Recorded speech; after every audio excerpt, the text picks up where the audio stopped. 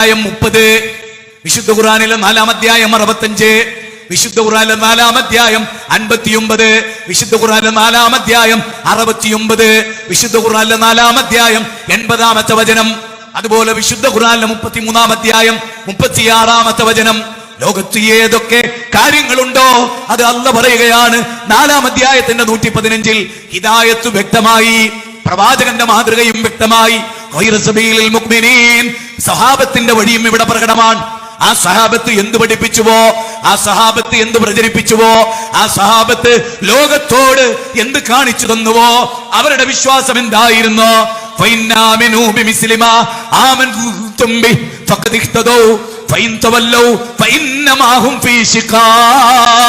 സൂറത്ത് ബഖറയിലെ 137 സ്വഹാബികൾ വിശ്വസിച്ചതുപോലെ നിങ്ങൾ വിശ്വസിക്കണേ.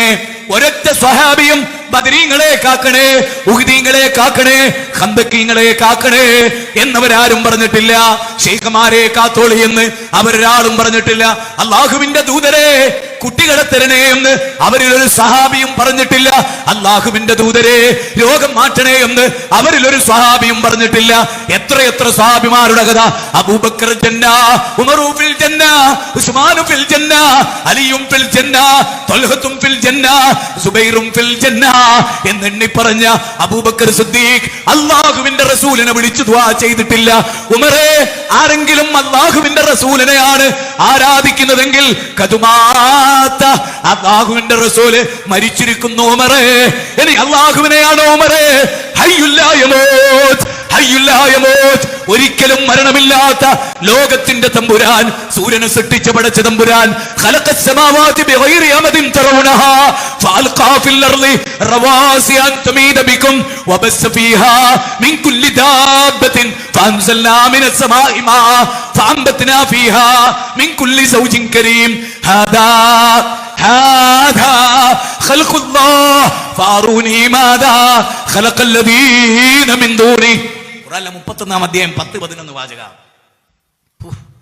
അതിന്റെ അർത്ഥം ഞാൻ നിങ്ങളോട് ഇതൊക്കെ പറയുമ്പോ നാളെ നിങ്ങള് കാന്തപുരത്തിനൂടെ കൊണ്ടുവന്ന് വിചാരിക്കുക. 10 ആയത്ത് ഇതുപോലെ പറയാൻ ശേഷി ഉണ്ടാവില്ല മനുഷ്യന്. ആരോഗ്യപരമായിട്ടല്ല, അറിവുപരമായിട്ടാണ് ഞാൻ പറയും. നിങ്ങൾക്ക് ദേഷ്യം പിടിച്ചുകൊടുക്കുന്നില്ലേ? നിങ്ങൾ 10 ആയത്ത് ഓതിപ്പിക്ക്. 10 ആയത്ത് മൂപ്പര് ഓതിയിട്ട് ഒരു പ്രസംഗം നടത്തിയ ഒരു പ്രസംഗം എനിക്ക് അയച്ചതാ. കാന്തപുര ഉസ്താദ് 10 ആയത്ത് ഉദ്ധരിച്ചിട്ട് അധ്യായവും വചനവും പറഞ്ഞ് പ്രസംഗിച്ച ഒരു പ്രസംഗം നിങ്ങൾ എനിക്ക് അയച്ചതാ. നിങ്ങളെ ഉസ്താദുമാർക്ക് കിതാബ് അറിയില്ല എന്ന് ഞാൻ പറയില്ല, ഞാൻ ഒരിക്കലും അറിയില്ല. നിങ്ങളെ ഉസ്താദുമാർക്ക് അറിയുന്ന അത്ര കിതാബ് വേറൊക്കെ അറിയില്ല, അത് വേറെ വിഷയം. പക്ഷെ കിതാബിലുള്ള നിങ്ങൾ അനുസരിക്കുന്നില്ല. പറയുന്ന പദങ്ങൾ ശരിക്കും ശ്രദ്ധിച്ചോ. നിങ്ങൾ കിതാബ് പഠിക്കണ്ടേ? ഞങ്ങൾക്കറിയാം. നിങ്ങളെ കുട്ടികളെ നിങ്ങൾ പഠിപ്പിക്കേണ്ടത്, പക്ഷെ അത് പഠിപ്പിക്കേണ്ട ഇതല്ല എന്ന് മാത്രം. ഇത് ഞാൻ എത്ര വ്യസനത്തോട് പറയാം. ആയിരക്കണക്കിന് മനുഷ്യരെയാണ് നിങ്ങൾ മൊയ്തീൻ ശൈഖിനെ വിളിപ്പിച്ച് മരിപ്പിച്ച്. ഇന്ന് ഏതെങ്കിലും ഒരു നബി ആ നബിക്ക് മുമ്പ് ഒരു നബീനെ വിളിപ്പിച്ചിട്ട് മരിപ്പിച്ചിട്ടുണ്ടോ? നിങ്ങൾ ചിന്തിക്കുക. ഞാൻ നിങ്ങളോട് ചിന്തിക്കുക. ഞാനിപ്പോ ഓതിയ ആയത്ത് 2 ആയത്ത്, അതിന്റെ അർത്ഥം എന്താ അറിയുന്നത്? അവലംബങ്ങളില്ലാതെ ആകാശത്തെ നാട്ടു നിർത്തിയവൻ അല്ലാഹ്, ഭൂമി നിങ്ങളെയും കൊണ്ട് ഇളകാതിരിക്കാൻ പർവ്വതങ്ങളെ സ്ഥാപിച്ചവൻ അല്ലാഹ്, ആകാശത്തിന്റെ കാർമേഘ കിറുകളിൽ നിന്ന് മഴ ചൊരിഞ്ഞതും കാർമേഘങ്ങളെ തണുപ്പിച്ചതും തെന്നിമാറ്റിയതും സ്ഥാനങ്ങളിൽ എത്തിച്ചതും മാഅംബികദിരിൻ എന്ന പ്രക്രിയ നിർവഹിച്ചതും അഫറൈതുമുൽ മാ അല്ലദീ തശ്റബൂൻ അൻതും മൻസൽതുമൂഹു മിനൽ മുസ്നി അം നഹ്നുൽ മുൻസിലൂൻ ലൗ നശാഉ ജഅൽനാഹു ഉജാജാ ഫലൗലാ തശ്കുറൂൻ. ഖുർആനെ അല്ലാഹുവിന്റെ സൂറത്ത് വാഖിയയുടെ 68, 69, 70 വചന.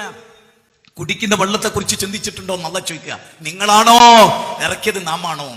AP സുന്നികൾ വെറുതെ ഇരുന്നില്ല. അല്ലാഹുവിനോട് ഞങ്ങളെ മൊയ്തീൻ ശൈഖാണ്. കണ്ടോ ശുദ്ധ കുഫ്ർ.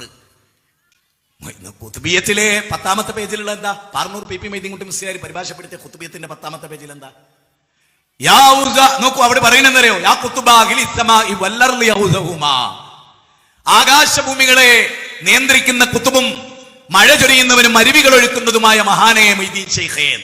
കേട്ടോ, നൂഹ് നബി അലൈഹിസ്സലാം ആ ഖൗമിനോട് ചോദിക്കണതോ ഫഖുൽതു അസ്തഗ്ഫിറൂ റബ്ബക്കും ഇന്നഹു കാന ഗഫാറാ യുർസിലിസ് സമാഅ അലൈക്കും മിദ്റാറാ വയുംദിദുക്കും ബിഅംവാലിൻ വബനീന വയജ്അൽ ലക്കും ജന്നാതിൻ വയജ്അൽ ലക്കും അൻഹാറാ മാ ലക്കും ലാ തർജൂന ലില്ലാഹി വഖാറാ. അതാ ഞങ്ങളുടെ പ്രയോഗം. 71-ാം അധ്യായം 10-13. അതിൽ നൂഹ് നബി ചോദിക്കുകയാണ്, നിങ്ങൾ അള്ളാഹിനോട് പൊറുക്കലിനെ തേടി അള്ളാഹ് നിങ്ങൾക്ക് മഴ ചൊരിഞ്ഞു തരും. ഇവർ പറയുന്നത് മൊയ്തീൻ ശൈഖ് മഴ പെയ്യിപ്പിച്ചു എന്നാ. അവിടെ ഞങ്ങളുള്ളത്. നിങ്ങളൊരു പുതിയ പടച്ചോനെ പ്രതിഷ്ഠിച്ചവരാ. നിങ്ങൾ മനസ്സിലായിക്കോളൂ. ഞാൻ ഈ സമസ്തയിൽ പെട്ടുപോയ ആളുകളിലെ സാധാരണക്കാർ അല്പനോട് ദേഷ്യമൊക്കെ തോന്നേ, നല്ല കഴിച്ചിലായിക്കോളി. ഫിർഖത്തുന്നാജിയുടെ കപ്പൽ ഇത് അവിടെ നങ്കൂരിട്ടിട്ട് അതിൽ കയറിക്കോളി, മുങ്ങൂല, ഉറപ്പാ. ഫിർഖത്തുന്നാജിയുടെ കപ്പൽ ഞങ്ങൾ വിസ്തമയുടെ നങ്കൂരിട്ടിട്ടുണ്ട്. നിങ്ങൾക്ക് ഫുൾ സ്റ്റോപ്പ് ചെയ്തിട്ട് കയറിക്കോളി, ഒരിക്കലും നിങ്ങൾക്ക് നഷ്ടം വരില്ല. ഞാൻ ഉറപ്പിച്ച് പറയാണ്, നാളെ വിസ്തം ഈ റൂട്ട് തെറ്റുമ്പോൾ ഞാൻ പറയും വിസ്തത്ത് കയറരുത്. അപ്പൊ എന്നോട് വിസ്തക്കാർക്ക് ദേഷ്യം തോന്നി. ഞാൻ എല്ലാ കാലത്തും പറയുന്ന കാര്യമാണ്, എന്നും നിലയല്ല. കേനമ കയറിക്കോളി രക്ഷപ്പെടുന്നു ഞാൻ പറഞ്ഞൊരു കാലം ഉണ്ടായിരുന്നു. പിന്നെ പറഞ്ഞു കേനമ കയറിയല്ലേ രക്ഷപ്പെടൂല. അതുകൊണ്ട് അതെന്താ ഉള്ളത്? അപ്പറഞ്ഞു സത്യമാണ്, ഇപ്പറഞ്ഞു സത്യമാണ്. അന്ന് സത്യത്തിൽ നിന്നപ്പോ ഇതിൽ കയറാൻ പറഞ്ഞു, സത്യം തെറ്റിച്ചപ്പോ പറഞ്ഞു ഇതിൽ കയറണ്ട. ഇന്നത് സത്യത്തിലാണ്. ഞാൻ പറയുന്നത് 3 കൊല്ലം കഴിഞ്ഞിട്ട് ഇത് സത്യവിരുദ്ധാണ്. ഞാൻ പറഞ്ഞു ടി കെ അഷ്റഫിനെ വിശ്വസിക്കരുത്. അതിന് അഷ്റഫൊക്കെ എന്നോടൊന്നും തോന്നില്ല, അത് എനിക്കറിയാം, മൂപ്പര് പഠിച്ച മനുഷ്യനാണ്. ഞാൻ പറഞ്ഞതിന്റെ പൊരുൾ ഇത്രയേ ഉള്ളൂ, സത്യം ആരുടെ കൂടെ എപ്പോഴും ഉണ്ടോ. നമ്മളിങ്ങനെ മാറിക്കൊണ്ടിരിക്കും ഗ്രൂപ്പ്, പക്ഷെ സത്യം വിടൂല. അതാണ് പ്രശ്നം. ചിലരെന്താ ഗ്രൂപ്പ് മാറുമ്പോൾ സത്യവും വിട്ട്, അതാണ് അതുണ്ടായത്. ഗ്രൂപ്പ് നിങ്ങൾ ഇങ്ങനെ വിട്ടോളി, നിങ്ങൾക്ക് ഏറ്റവും നല്ല സത്യത്തിലാന്ന് തോന്നിടത്തിൽ നിങ്ങൾ ഉറപ്പിച്ചോളി. പക്ഷെ പഠിക്കാതെ ഉറപ്പിക്കരുത്, പഠിച്ചിട്ട് ഉറപ്പിക്കണം. കാരണം ഇങ്ങനെ ഒരു പ്രസംഗം ഇനി നിങ്ങൾക്ക് കിട്ടണമെങ്കിൽ റമദാൻ കഴിയും. റമദാന്റെ മുമ്പ് ഇങ്ങനെ ഒരു പ്രസംഗം ചിലപ്പോൾ കിട്ടിക്കൊള്ളുന്നില്ല ഇവിടെ. അതുകൊണ്ട് നിങ്ങളോട് റമദാൻ മുന്നിൽ വെച്ചുകൊണ്ട് ഞാൻ പറയാണ്, പടച്ചോൻ എന്താ നമുക്ക് തൃപ്തിപ്പെടാത്തത്? പടച്ചോൻ എന്താണ് നമുക്ക് തൃപ്തിപ്പെടാത്തത്? ഞാൻ നിങ്ങളോട് ചോദിക്കാം. നമുക്ക് പ്രതിസന്ധികളുണ്ട്. ഈ KP സുന്നിക്ക് പ്രതിസന്ധികൾ, മുജാഹിദിനുണ്ട്, എല്ലാവർക്കും ഉണ്ട്, ഈ ലോകത്ത് എല്ലാവർക്കും ഉണ്ട്. ഈ പ്രതിസന്ധി വരുമ്പോൾ നിങ്ങൾ എന്തിനാണ് മരിച്ചുപോയവരെ വിളിക്കുന്നത്? ഞങ്ങൾക്കൊന്ന് പറഞ്ഞു തരീങ്ങൾ. പ്രതിസന്ധി വന്നപ്പോ വിളിച്ചൊരു നബീന്റെ പേര് നിങ്ങൾ പറഞ്ഞു തന്നാൽ മതി. അതായത് കുട്ടിയില്ലാത്ത ദുഃഖം കൊണ്ട് ഇബ്രാഹിം നബി, അതിന് മുമ്പ് കഴിഞ്ഞു പോയൊരു നബീനെ വിളിച്ചിട്ട് കുട്ടികൾ തരണേന്ന് പറഞ്ഞത് നിങ്ങൾ ഖുർആൻ ഉദ്ധരിച്ചാൽ മതി, ഞങ്ങൾ സ്വീകരിക്കും. ഒരെണ്ണം നിങ്ങളോടാ ഞങ്ങൾ പറയും, നിങ്ങൾ കൊണ്ടുവരും. നേരെ മറിച്ച് നിങ്ങൾ ഞങ്ങളോട് ഒരിക്കൽ ഇബ്രാഹിം നബി കുട്ടികളെ കിട്ടാൻ അള്ളാഹിനോട് മാത്രം തേടിയെന്ന് എന്താ തെളിവ്? പിടിച്ചോ, 37-ാം അധ്യായം 100-ാമത്തെ വചനം. റബ്ബി ഹബിലി മിനസ് സ്വാലിഹീൻ, റബ്ബി ഹബിലി റബ്ബി ഖദ് ആതൈതനി മിനൽ മുൽക്കി റബ്ബനാ ലവജഅൽനാ മുസ്ലിമീനക ലക വമിൻ ദുർരിയതിനാ ഉമ്മത്തൻ മുസ്ലിമത്തൻ ലക. ഞങ്ങളുടെ തെളിവാ പറയുന്നത്. ഖുർആനിലെ 37-ാം അധ്യായം 100-ാമത്തെ വചനം. ഖുർആനിലെ 2-ാം അധ്യായം 126, 127, 128, 129, 14-ാം അധ്യായം 35 ഒക്കെ ഇബ്രാഹിം നബിന്റെ ദുആ. നിങ്ങൾ പറ, കുട്ടികളെ കിട്ടാൻ വേണ്ടി ഇബ്രാഹിം നബി ആദം നബീനോട് തേടി. നിങ്ങൾ പറ, ഒറ്റ വചനം ഖുർആൻ ഉദ്ധരിക്ക്, ഞങ്ങളെ പണി നിർത്തും.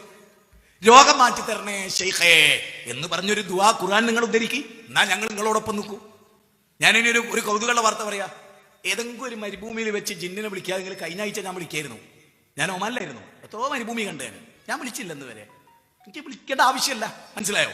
നേരെ വിളിക്കൽ ദീനാണെങ്കിൽ ഞാൻ ജിന്നിനെ വിളിക്കുന്നവനാ, നിങ്ങൾ എല്ലാവരും കൂടി നിന്ന് പറഞ്ഞാലും ഞാൻ വിളിച്ചോണ്ടേ നിൽക്കും ജിന്നേ ജിന്നേ. മനസ്സിലായോ? അപ്പൊ പൊട്ടീസാക്കുന്ന അവസാനിപ്പിച്ചിട്ട് നല്ല നിനക്ക് തൗഹീദ് പറഞ്ഞ് മുന്നോട്ട് പോവാ. അതായിരിക്കും കയറി. ഗ്രൂപ്പൊക്കെ എത്ര ആയിക്കോട്ടെ, നല്ലതാ. കാരണം എല്ലാവരും സജീവമായിട്ട് പ്രവർത്തിച്ചോളൂ. മറ്റോടെ തോൽപ്പിക്കാനെങ്കിലും 10 നോട്ടീസ് ഒട്ടിക്കല്ലോ, അങ്ങനെങ്കിലും ബാക്കിയുള്ളവർക്ക് കിട്ടും. അങ്ങനെ ഉണ്ട് മത്സരത്തിന്, അങ്ങനെ ഒരു ഗുണമുണ്ട്. ഈ മത്സരത്തിന് അങ്ങനെ ഒരു ഗുണമുണ്ട്, മനസ്സിലായില്ലേ? അതുകൊണ്ട് അതൊക്കെ ആയിക്കോട്ടെ, പക്ഷെ നുണ പറഞ്ഞുകൊണ്ടാകരുത്. ഒരാള് പറയാ ഞങ്ങൾ വൈദീശയിലൊന്നും വിളിക്കലില്ല, അപ്പൊ ഞങ്ങള് ആയിരക്കണക്കിന് കിപ്പിട്ട് കൊണ്ട് കളിപ്പിക്കും. ഇപ്പൊ കഴിഞ്ഞ നോക്ക്, ഇപ്പൊ നമ്മുടെ ഫലസ്തീനിൽ ഈ വിഷയമൊക്കെ നടക്കുക. അപ്പൊ പോലും കേരളത്തിൽ നൗഷാദ് ബാക്കവി ഉൾപ്പെടെയുള്ള മൊയ്യന്മാരെന്താ പറയുന്നത്? അള്ളാന്റെ റസൂലേ, നിങ്ങൾ ഇത് കാണുന്നില്ലേ, ഞങ്ങളോട് പൊറുക്കണേ റസൂലേ. ഉണ്ടോ? അള്ളഹാനോടല്ല, നേരെ മറിച്ച് പലസ്തീനികളെ കുറിച്ച് നിങ്ങൾ ആലോചിച്ചിട്ടുണ്ടോ? 3 വയസ്സുള്ള പലസ്തീനി കുട്ടി പറയുന്നത് എന്തറിയോ? 3 വയസ്സുള്ള പലസ്തീനി കുട്ടി, 30 വയസ്സുള്ള സഖാഫി കുട്ടിക്ക്, 30 വയസ്സുള്ള സഖാഫിക്ക് ഫലസ്തീനിലെ 3 വയസ്സുള്ള കുട്ടിന്റെ ഈമാനിന്റെ 10,000-ൽ അംശം കേരളത്തിൽ ഇല്ലാതെ. മനസ്സിലാക്കിക്കൊള്ളി, ഞാൻ തെളിവ് സഹിതം പറയുന്നു. ഈ 3 വയസ്സുള്ള കുട്ടി പറയുന്നത് എന്തറിയോ?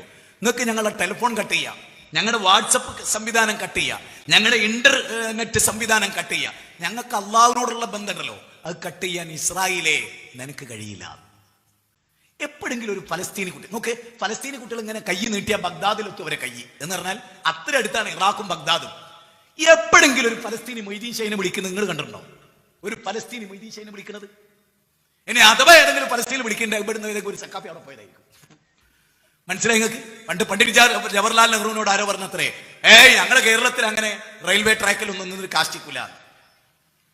വേറെ ഏതോ ഒരു രാജ്യത്ത് ചെന്നപ്പോൾ ഒരാളെ ചൂണ്ടിക്കാണിച്ച പറഞ്ഞത്, നോക്ക് ഇവിടെ ഉണ്ടല്ലോ. അപ്പൊ പറഞ്ഞ നിങ്ങൾ നാട്ടുകാരനാണ്. മനസ്സിലായോ?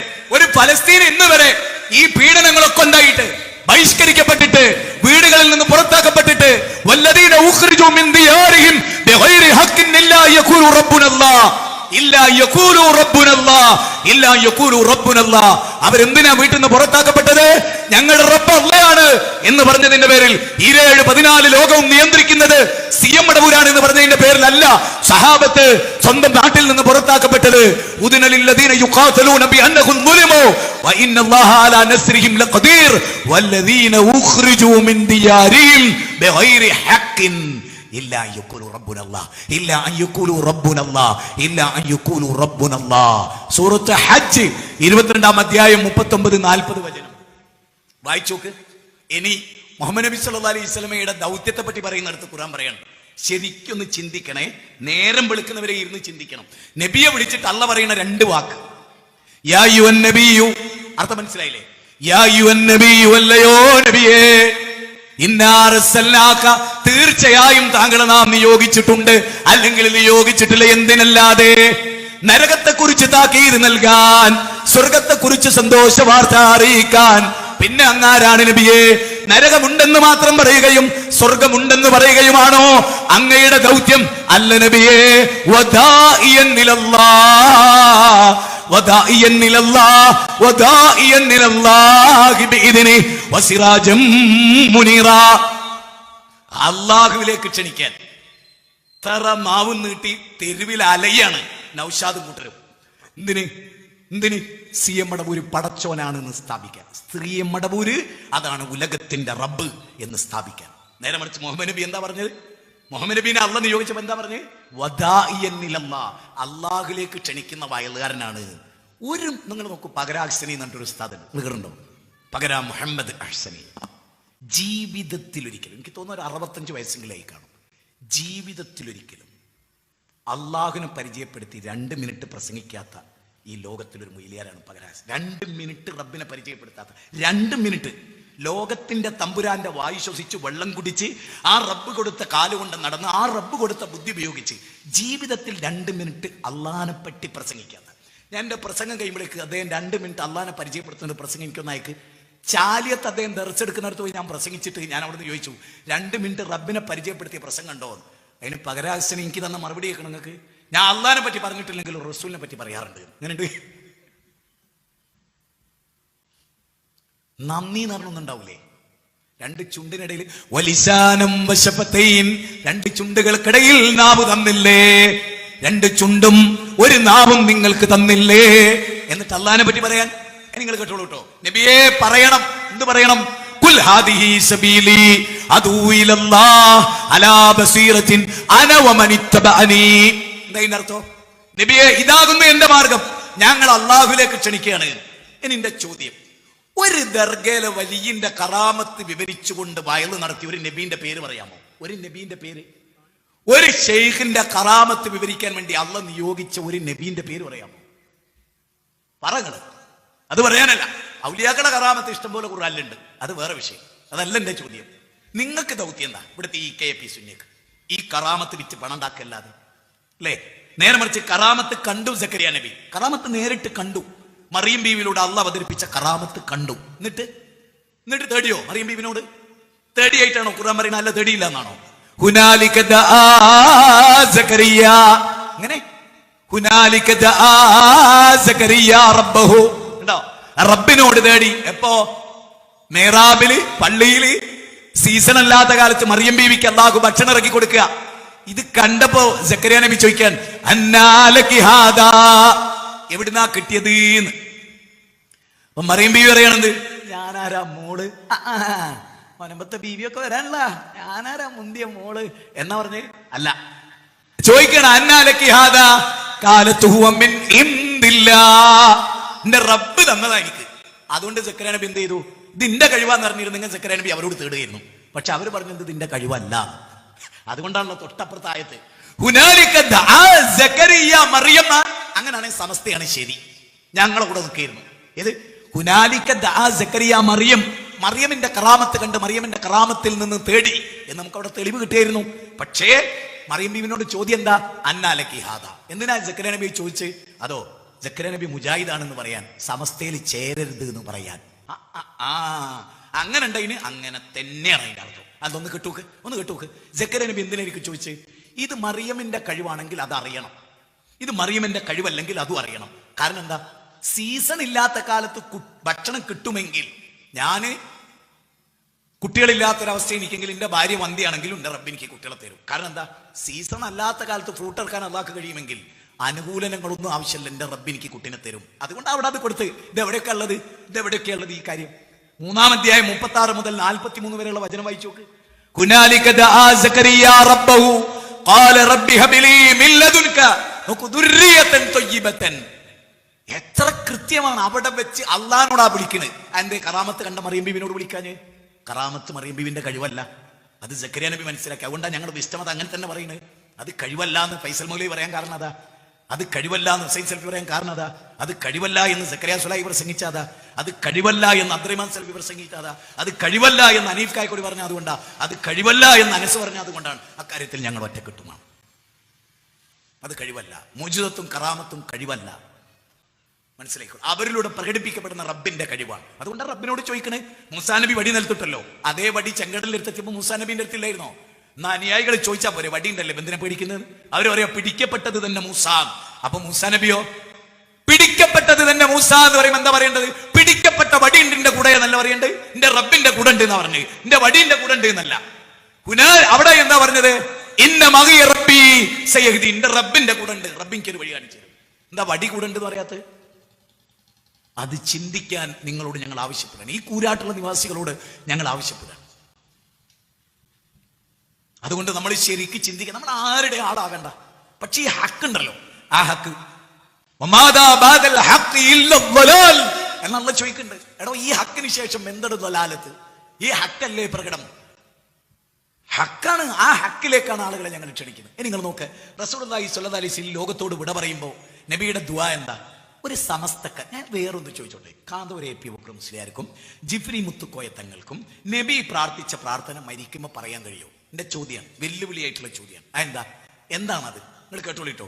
അല്ലാഹുമ്മ, അല്ലാഹുവേ, ലാ തുജിൽ ഖബരി ഐദാ, അല്ലാഹുവേ എന്റെ ഖബർ ഉറൂസിന്റെ കേന്ദ്രമാക്കരുതേ, എന്റെ ഖബറിടത്തിൽ നേർച്ച കേന്ദ്രമാക്കരുതേ, എന്റെ ഖബറിടത്തിൽ ഒരു ഉറൂസ്, ഒരു ഉത്സവം നടക്കരുതേ പടച്ചോനെ. റസൂലുള്ളാഹിന്റെ പ്രാർത്ഥനയാ. ലോകത്തോട് വിട പറയുമ്പോൾ നബി പ്രാർത്ഥിച്ചെന്തറിയോ? കാരണം ലാനല്ലാഹു യഹൂദ വന്നസാറ ഇത്തഖദു ഖുബൂറ അംബിയാഇഹിം മസാജിദ, അംബിയാഇഹിം മസാജിദ. അല്ലാഹു ശപിച്ചിരിക്കുന്നു ജൂത ക്രൈസ്തവരെ. എന്തുകൊണ്ട്? അവർ അമ്പിയാക്കളുടെ ഖബർ പത്തരമാറ്റി നബിമാരുടെ ഖബറാ ജൂതന്മാർ. ശരിക്കും റസൂലുള്ളാഹി പറയേണ്ടത് എന്താ? ആയിഷ, സംഗതി ജൂത ക്രിസ്ത്യാനികൾക്ക് എന്തൊക്കെ കുഴപ്പമുണ്ടെങ്കിലും ഒരു പത്തരമാറ്റ് ഗുണമുണ്ട് ആയിഷ. നബിമാര് മരിക്കാൻ കാത്തുക, അപ്പ ഖബർ കെട്ടി ഉയർത്തും. എന്ത് ജറൂറാണ് അവർക്ക്, വലിയ ഗുണമുള്ള ടീമാണെന്നല്ലേ പറയേണ്ടത്? പൊന്നാര മുസൽമാനെ, ഒന്നുകൂടെ ആലോചിക്ക്. ഖബർ കെട്ടി ഉയർത്തൽ നബിക്ക് ഇഷ്ടമുള്ള ഒരു കാര്യമാണെങ്കിൽ ലാനല്ലാഹു എന്നാണോ പറയാ? അള്ളാഹു ശപിച്ചിരിക്കുന്നു എന്നാണോ പറയാ? അള്ളാഹ്ക്ക് പെരുത്ത് ഇഷ്ട ജൂത ക്രിസ്ത്യാനികളോട്.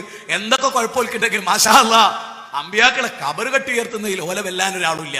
നബി അവരെ പറ്റി പറഞ്ഞെന്താ? ഷിറാറുൽ ഖൽഖി ഇൻദല്ലാഹ്, അള്ളാഹ് സൃഷ്ടിച്ചാൽ ഏറ്റവും നികൃഷ്ട ജീവികളല്ലാതെ ഖബർ കെട്ടി ഉയർത്തൂല. ഖബർ കെട്ടി ഉയർത്തുന്നത് ഭൂമിയിലെ നികൃഷ്ട ജീവികളാണ്. അള്ളാഹുവിന്റെ റസൂൽ കള്ളം പറയാത്ത നാവുകൊണ്ട് പറഞ്ഞതാ. നമ്മൾ എത്ര പേര് സ്വീകരിക്കുന്നത്? അള്ളാഹ് ശപിച്ചിരിക്കും. ഇവിടെ അമ്പിയാക്കളുടേത് പോലും അല്ല. ചില ഖബറിലൊന്നും ആരുമില്ല, എല്ലാവർക്കും അറിയാം. സെൻസിങ് വരെ എഴുതി, 2000 സെൻസിങ്ങിൽ പോലും എഴുതി. എന്ത്? ചില ഖബറിലൊന്നും മനുഷ്യൻ തന്നെയല്ല, മനുഷ്യനോ മൃഗമോ ഒന്നും അറിയില്ല, അങ്ങനത്തെ ഖബറുകൾ. ഇവിടെ റസൂലിന്റെ നാവുകൊണ്ട് പറയണെന്നറിയോ? നബിമാരുടെ ഖബർ അവർ കെട്ടി ഉയർത്തിയത്. എന്നിട്ട് പോലും അള്ളാഹ് ശപിച്ചു. എങ്കിൽ പിന്നെ നബിമാരൊന്നും അല്ലാത്ത ആരുടെയോ ഖബർ കെട്ടി ഉയർത്തിയാൽ എന്തായിരിക്കും നമ്മുടെ അവസ്ഥ? രണ്ടാമത്തെ റസൂലുള്ളാഹിന്റെ പ്രാർത്ഥന എന്താ അറിയോ? അല്ലാഹുമ്മ ലാ തജ്അൽ ഖബരി വസന യുഅബദ്, അല്ലാഹുവേ എന്റെ ഖബർ ആരാധിക്കപ്പെടുന്ന ബിംബമാക്കല്ലേ. എന്താ കാരണം? ഖുൽ ഇന്നമാ അദൂ റബ്ബി വലാ ഉശ്രിക് ബിഹി അഹദാ, പറയൂ നബിയെ, ഞാൻ എന്റെ റബ്ബിനോടല്ലാതെ പ്രാർത്ഥിക്കുകയില്ല, ഞാൻ അവനിൽ ഒന്നിനെയും പങ്കു ചേർക്കുകയില്ല. ഖുർആനിലെ 72-ാം അധ്യായം 20-ാമത്തെ വചനം. വഅന്നൽ മസാജിദ ലില്ലാഹി ഫലാ തദൂ മഅല്ലാഹി അഹദാ, നിശ്ചയം പള്ളികൾ അല്ലാഹുവിനാണ്, അല്ലാഹുവിന്റെ കൂടെ, അല്ലാഹുവിന്റെ പുറമേ എന്നല്ല. അല്ലാഹനെയും വിളിക്കുക, മൊയ്തീൻ ഷൈനെയും വിളിക്കുക, അത് പാടില്ല. ഒരു ഖുർആന്റെ വചനം കേൾക്കണ്ടേ നിങ്ങൾക്ക്? ഒരു ഖുർആന്റെ വചനത്തിൽ സമസ്ത ശരിയാണോ അല്ലേ എന്ന് പറയണം അല്ലാഹു. സമസ്ത കേരളത്തിൽ EKAP സുന്നി ശരിയാണോ അല്ലേ എന്ന് പറയുന്ന ഒരു ഖുർആന്റെ വചനം എന്റെ വകയല്ലോ, 1400 വർഷം മുമ്പുള്ളതാണ്. അതിൽ അല്ലാഹ് പറയണത് സമസ്ത ശരിയല്ല, മുജാഹിദുകളാണ് ശരി. അതെന്താ? അങ്ങനെ തന്നെ ഉണ്ടോ ഖുർആനിൽ? അങ്ങനെ തന്നെ ഉണ്ട് കേട്ടോളിട്ടോ. ഇപ്പൊ എടുത്തിട്ട് നോക്കിയിട്ട് ഇല്ലെങ്കിൽ സ്റ്റേജിലേക്ക് പാഞ്ഞിട്ട് കയറ്, എന്നിട്ട് പാഞ്ഞു കയറും. ആ ഖുർആന്റെ വചനമായിട്ടോ കയറുണ്ട്. എന്താ? ഖുർആനിലെ 39-ാം അധ്യായത്തിന്റെ 45-ൽ ഞാൻ ഈ പറഞ്ഞ അർത്ഥമല്ലെങ്കിൽ പാഞ്ഞിങ്ങോട്ട് കയറിവിടേക്ക്. 10 മിനിറ്റ് ഞാനത് സമയം തരുന്നത്. സംഘാടകർ അനുവദിക്കും ഞാൻ വിചാരിക്കും ഒരു ഹക്ക് വെളിവാകാൻ. ഖുർആനിലെ 39-ാം അധ്യായം 45-ൽ അല്ലാഹ് പറയുന്നത് എന്തറിയോ? അത് അപാരമായ ഒരു ഖുർആന്റെ വചന. ഞാൻ ഒരുപാട് സ്ഥലത്ത് പറഞ്ഞു, ഇന്ന് വരെ അതിനൊരു വിവരണമല്ല. അതിൽ അല്ലാഹ് പറയുന്നത് അറിയോ? വൈദാ ദുക്കിറല്ലാഹു വഹ്ദഹു. ശരിക്കും അർത്ഥം വെച്ചോളിട്ടോ. അല്ലാഹനെ പറ്റി മാത്രമായിട്ട് പ്രസ്താവിക്കപ്പെട്ടാൽ പരലോകത്തിൽ ശരിക്ക് വിശ്വാസമില്ലാത്തവർക്ക് അസഹ്യത തോന്നും, അവർക്ക് ദേഷ്യം തോന്നും. ആയത്തിന്റെ ബാക്കി എന്താ? വൈദാ ദുക്കിറല്ലദീന മിൻ ദൂനി ഇദാ ഹും യസ്തബിശിറൂൻ. ഞാൻ അർത്ഥം വെക്കുന്നത് നിങ്ങൾ വെക്ക്. വൈദാ ദുക്കിറല്ലദീന മിൻ ദൂനി ഇദാ ഹും യസ്തബിശിറൂൻ. അല്ലാഹ്ക്ക് പുറമെ മൊയ്തീൻ ശൈഖിനെയും കൂടെ കൂട്ടി ഒന്ന് പറഞ്ഞു നോക്കിയേ, അവർക്കതാ ഹാപ്പി ആകുന്നു. പച്ച മലയാളത്തിൽ പറഞ്ഞ ഏപ്പിക്കഥ ഹാപ്പി ആകുന്നു. ഖുർആനിലൊരു ആയത്ത ഏപ്പിക്കഥ ഹാപ്പി ആകുന്നു. എന്ത് കണ്ടാൽ അള്ളാഹ് ഒരു പങ്കെടുക്കാൻ ഒരാളും കൂടി കേട്ടാൽ അവർക്ക് ഭയങ്കര സന്തോഷ. പിന്നെ അള്ളാഹ് പറയും അവർക്ക് ഭയങ്കര ദുഃഖ. എന്ത്? അള്ളാഹ് മാത്രം പറഞ്ഞ അവർക്ക് പൊറുക്കൂല. കീലത്ത് മുഹമ്മദ് മാഷ് എന്നിട്ട് ഒരാളെ കേട്ടുപോ, ഒന്ന് കേട്ടോളൊന്ന് കയ്യൊന്നിക്ക് സബ്സിലാരുണ്ട്. കീലത്ത് മുഹമ്മദ് മാഷ് മരിച്ചിട്ടില്ല. അയാൾ എന്താ പ്രസംഗിക്കുന്ന അറിയുന്നത്? ഈ ആയത്ത് അയാൾക്കുള്ളതാണ്. അയാൾ എന്താ പറയണോ? മൊറാർജിക്കൊരു മൂത്രവും വഹാബിക്കൊരു മാത്രവും. അല്ലെന്താ ഖുർആനിൽ പറഞ്ഞു? അല്ലാഹനെ മാത്രം എന്ന് പറഞ്ഞാൽ ഓന് ദേഷ്യം പിടിക്കും. ഇയ്യാക്കനഅബ്ദുൽ എന്താ പറഞ്ഞു? അല്ലാഹനെ നിന്നെ ആരാധിക്കുന്നു, നിന്നോട് സായം. മാത്രം അവിടെ പോയി അല്ലാഹ് പറയണം മാത്രം എന്ന് പറഞ്ഞാൽ ഓന് പൊറുക്കൂല.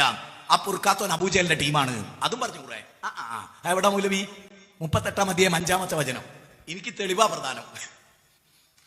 തെളിവ് 38-ലെ 5-ൽ എന്താ പറയണേ? അവര് പറയാണെന്ത്? അജാലല്ലാലിയത ഇലാഹൻ വാഹിദ ഇന്ന ഹാദാ ലശൈഉൻ ഉജാബ്. അബൂജഹൽ എന്താ ചോദിക്കണറിയോ? ഞങ്ങൾ ഇബ്രാഹിം നബിയെ രക്ഷിക്കണേ, ഇസ്മായിൽ നബിയെ രക്ഷിക്കണേ, ഈസാ നബിയെ രക്ഷിക്കണേ, മറിയം ബീവിയെ കാക്കണേ, ലാത്ത ഉസ്സ മനാത്ത വദ് സുവാ യൂസ്, ഇങ്ങനെ ഒരുപാട് ആളുകളെ വിളിച്ച് ദുആ ചെയ്ത് ഇസ്തിഹാസ നടത്തിയ ഞങ്ങളോട് മുഹമ്മദ് നബി സല്ലല്ലാഹു അലൈഹി വസല്ലം പറയാണ് അല്ലാഹനെ മാത്രമേ വിളിക്കാവൂ. ഇതെന്തൊരു അത്ഭുതമാണ്. EKAP സുന്നികൾ മുജാഹിദുകളോട് ചോദിക്കണേ എന്താ ചോദിക്കണേ? ഒരുപാട് ഔലിയ അമ്പിയാക്കളെ വിട്ടിട്ട് അല്ലാഹനെ മാത്രം വിളിക്കണമെന്നോ? അത് ഇബ്ലീസിന്റെ വാദാണ്. എന്താ സൂറത്ത് സുമറിലെ 39-ൽ അർത്ഥം വെച്ച് നോക്കെ? അല്ലാഹനെ പറ്റി മാത്രമായിട്ട് പ്രസ്താവിക്കപ്പെട്ടാൽ അവർക്ക് സഹിക്കൂല. സിമ്പിൾ ആയിട്ടൊരു കാര്യം പറഞ്ഞോട്ടെ.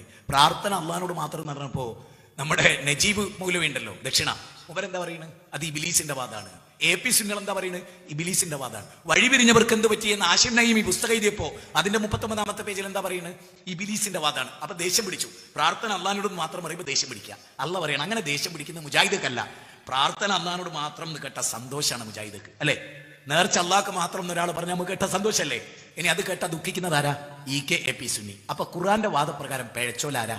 ഇനി എന്റെ തൊള്ളുകൊണ്ട് പറയുന്നില്ല. നിങ്ങൾക്ക് എന്നോട് ദേഷ്യം അല്ലെങ്കിൽ തന്നെ കടുത്ത്. ഇനി നിങ്ങൾ ചിന്തിക്കാം. എനിക്ക് നിങ്ങൾ ദേഷ്യപ്പെടാൻ വിചാരിച്ചിട്ടൊന്നല്ല എന്ത് പറയുന്നത്.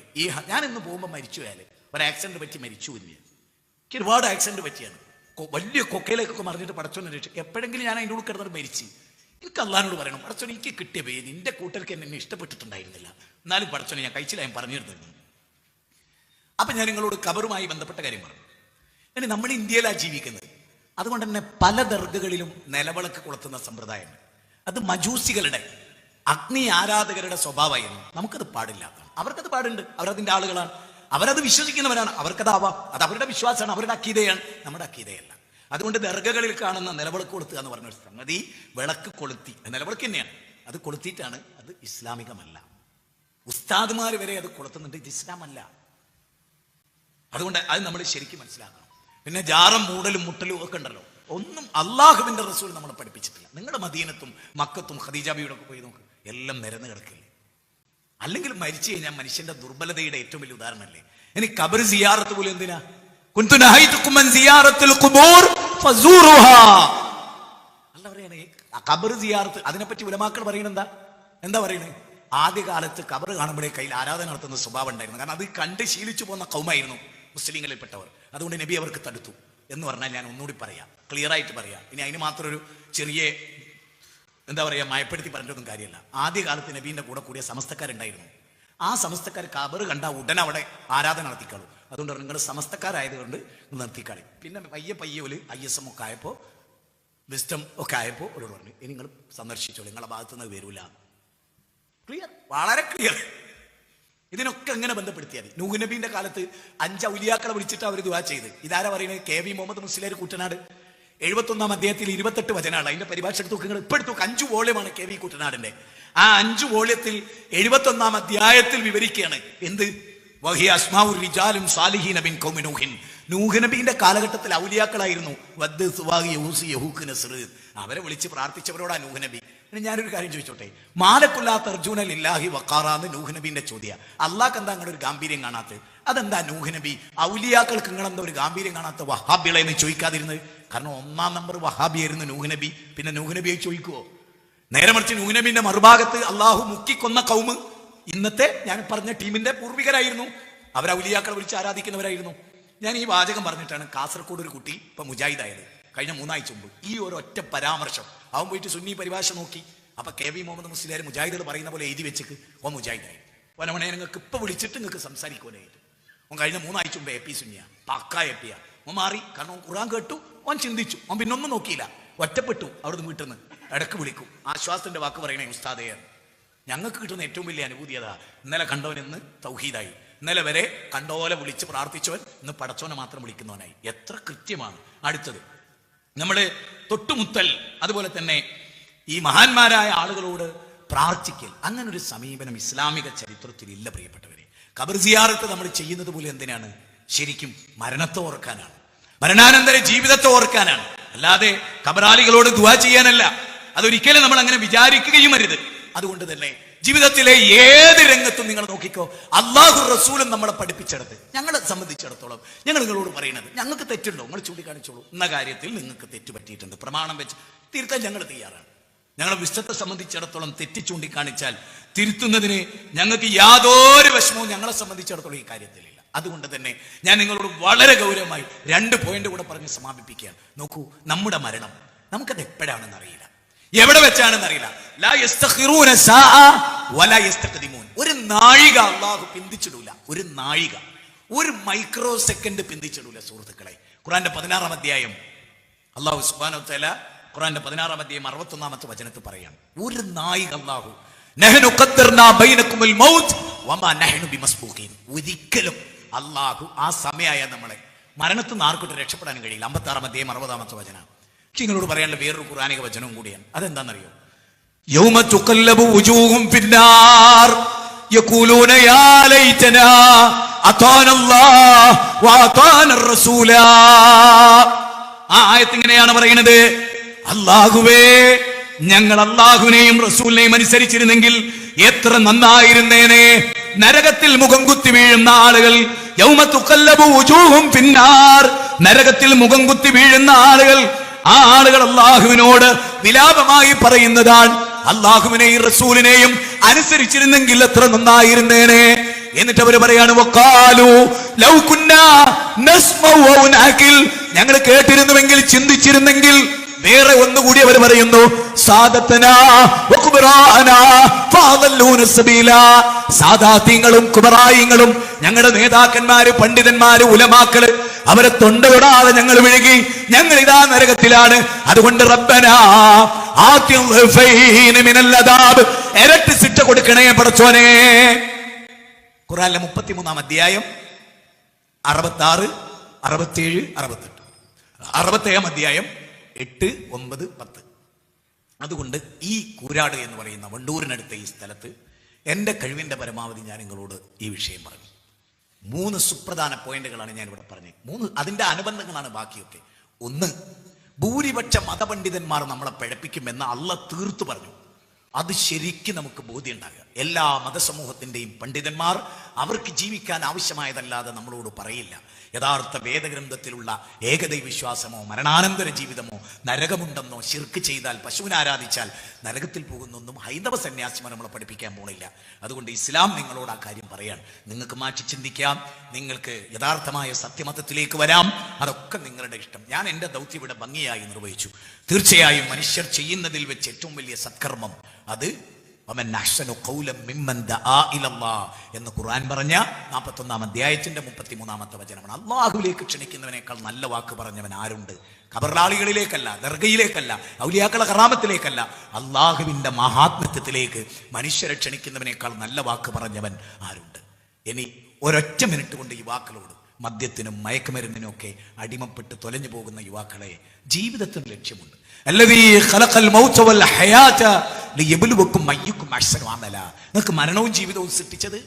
നിങ്ങൾക്ക് മരണവും ജീവിതവും സൃഷ്ടിച്ചത് നിങ്ങളിൽ ആരാണ് ഏറ്റവും നന്നായി പ്രവർത്തിക്കുന്ന നോക്കാനാണ്. 60-ാം അധ്യായം 2-ാമത്തെ വചനമാണ്.